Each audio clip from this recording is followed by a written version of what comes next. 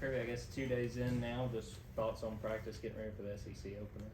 Yeah, guys are excited. I think anytime you get an SEC road opponent, something about going on the road that you embrace that environment. And you know, most of our kids love going to play in the SEC on the road. You know, last year, you know, Tennessee and Auburn stick out as pretty unique environments, and I think South Carolina is in line with that in terms of their fan base.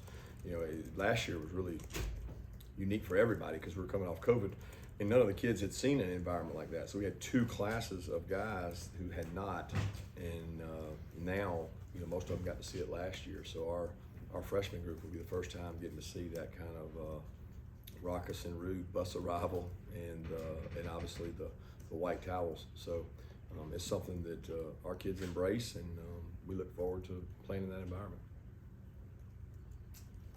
With Daijun Edwards getting extensive playing time these first two games, what has he shown you, and what do you expect from him moving forward? Well, he had a tremendous camp. He worked really hard. He was, you know, probably ready to play the same role he did last year, but we had just more backs. So he's really done a good job picking things up on third down. He's smart. He's got great hands out of the backfield, catches the ball well, hard to tackle, quick. But he's more than that. He's a everyday special teams, just tough, hard-nosed football player that makes our culture right in terms of toughness. Coach, I know South Carolina certainly wants to run the football better than they have to this point, but considering the way they sling the ball around and everything, how do you feel about your secondary, their ability to just cover and be able to handle a team that right now at least is slinging the ball around a lot? Yeah, they got some really big wideouts, some challenging guys to cover. We'll have to play well. There's 2-3 ways to look at that. You know, you have to affect the quarterback. It's not just covering people. It's, you know, how do you disguise? How do you rush the passer? How do you affect the quarterback? Can you negate big plays and run after catch? They've got some guys that can catch the ball and run with it afterwards. They got some really good skill players. So we're looking forward to the challenge, and they certainly got a tremendous quarterback and a tremendous skill set out there on the perimeter to get the ball to. Yeah, Kirby, kind of following up on the passing game, it seems like Spencer Rattler does a good job throwing in the middle of the field. Just how much of you know, added pressure does that put on the guys in the middle of the field like Jamon and Chris, even a guy like Jamon playing the slot? I mean, there's pressure all over the field when you got to play one-on-one. I don't look at it as, you know, the middle of the field or the outside part of the field.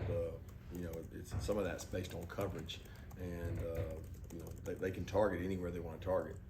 They've got good playmakers all around. They spread the ball around. They spread the field around. And then when you do all that, you know, it makes it tough to occupy the quarterback because he's a good athlete.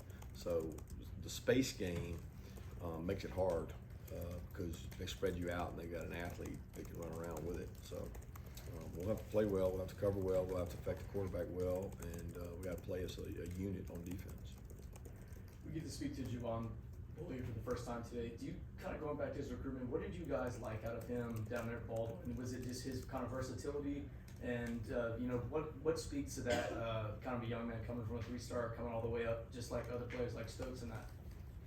Yeah, he's extremely tough, physical. His high school tape displayed toughness. He was one of the COVID kids that, you know, he was during the time you didn't get to really bring him on campus. But he sent tape in of his workouts, very similar to the way other players did, and we liked his workouts. We just thought, man, this guy is committed to working out during a time when the rest of the country stopped doing anything, and we like the kid, and he has the core values we like of physical toughness, and love the way he practices every day. Kirby, I want to ask you about Muschamp. What's it been like having him back in the program for a couple seasons, or the second season now, from a professional level, and then, you know, a guy that you're good friends with and worked with earlier in your career? What's it like on a personal level, be with him on a daily basis?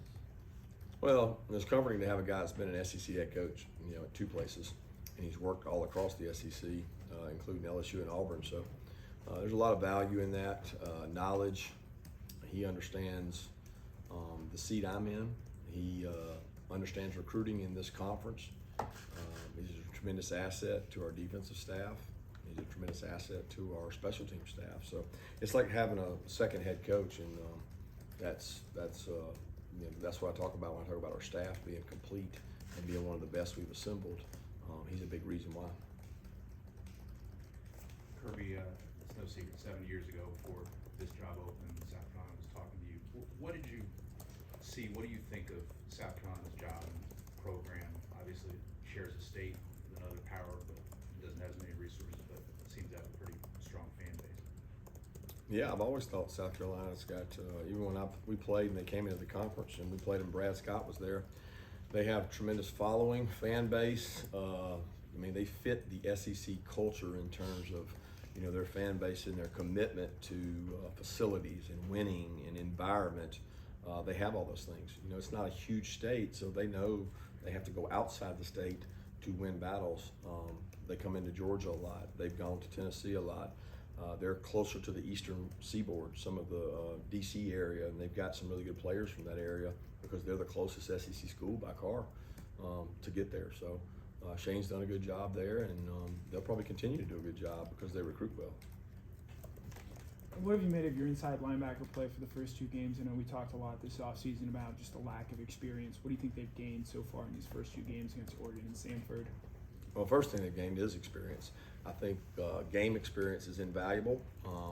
They could have played in 15 or 16 more practices, scrimmages, and gone against a really good offense in ours, but they need to play. They need to get under the lights and make calls and have things happen unexpected to them and react to those things. And Schumann does a good job coaching those guys to handle things that they haven't seen before. You know, got to be able to handle something on principle. There's not an offense we're going to play this year that's going to run the same plays they ran the week before. They just don't do that. They move people around, they tweak them, they hide things, and you got to do things on principle. And I think those 2 guys, and even the other guys, Ryan and Tresman, have played well to spell those guys. Hey Coach, I remember last week you mentioned you had one of the worst practices. I was curious, what do you do to address the team when something like that happens, and if you've seen an uptick in energy since then? Yeah, it was one of our worst practices this year, but it was not the worst practice. So there's definitely a line of demarcation when you start looking at it. We had really good practices. It just wasn't one of our best. But they've been great. They've had good energy. Leadership's helped some since then, and they've had good 2 practices the last 2 days. It helped today. It was cooler. You know, it wasn't really hot out there, and I think the hotter it is, the more you have to push through. And it's probably going to be that way Saturday. So we've been in the heat more this year than we've ever been. Kirby, how did Tykee Smith do the last game? We got, it was a pretty good playing time. And how has the nickel star position in general been the first 2 games? Been good. Those guys played well. They're smart, heady players, physically tough. They can match up on people and get their hands on them, play strong, play physical. Hard to evaluate Samford on anybody. They didn't challenge. They didn't challenge the stars a lot. I don't think you could take a lot from that game. I take more from the practices, and he continues to improve and get confidence in that knee. AD Mitchell update, did he go today? Yeah, again, we're hopeful AD's able to go. Hoping and hopeful that he can recover to the point that he can help us. Following up on Tykee, have you seen a noticeable difference as far as him gaining confidence coming back from that team? Yeah, I mean he was not very confident. You know, he didn't get to go in the spring. He wasn't very confident when we started out the fall camp, and he's gotten better. He's gotten ability to change direction, to plant, point, tackle. Then on the ground, he's gone live. I mean, yeah, he's gotten more confident. He's still got improvement to do, and he'll be the first to tell you. But we're going to need him to play well this year before it's over. Yeah, with Nyland Green dealing with a little bit of that hamstring injury, what have you seen out of Daylen Everette? It seemed like he got some extensive playing time on Saturday. Yeah, Daylen's done a good job. He needs to play. He's a talented young man. He's a really good corner. He's physical. He's a great tackler. He just needs experience. You know, he hasn't gotten much.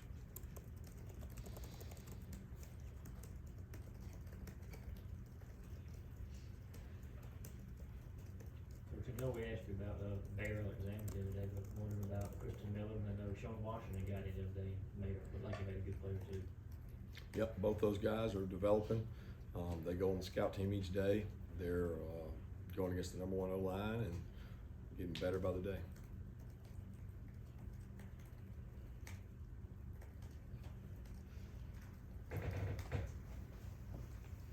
From the mental aspect of things, where have you seen the biggest improvement from Stetson Bennett in terms of how he's approached the game now as a starter? I think confidence in himself. That's the biggest change. I mean, he prepared the right way last year. He continues to prepare the right way in terms of what he watches on Monday, Tuesday, Wednesday.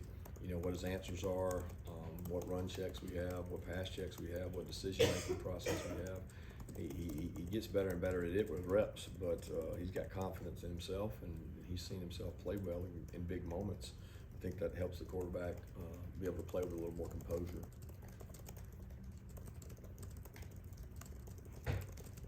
How confident are you in your defense overall? I mean, it's easy to look up and see, leading the nation scoring defense, but we're still at that point in the season. You can't be sure what you're facing overall. Is this their best test yet, you think? You're as good as your last outing. That's all I know right now. Kirby, we got to see a little bit of Branson carrying the ball on Saturday. What have your impressions been of him through these first couple games in his career? He's getting better with every day. He's a guy that works really hard. Thought he's done in some of our competitive drills we do on Monday and Tuesday. He's shown some promise and some burst.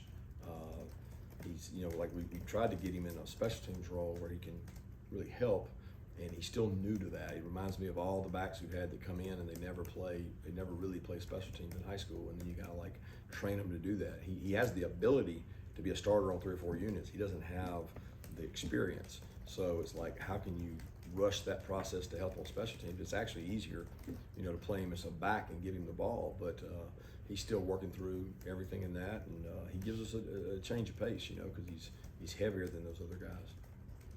You guys have played in the dome. You guys have played in kind of murky weather this year.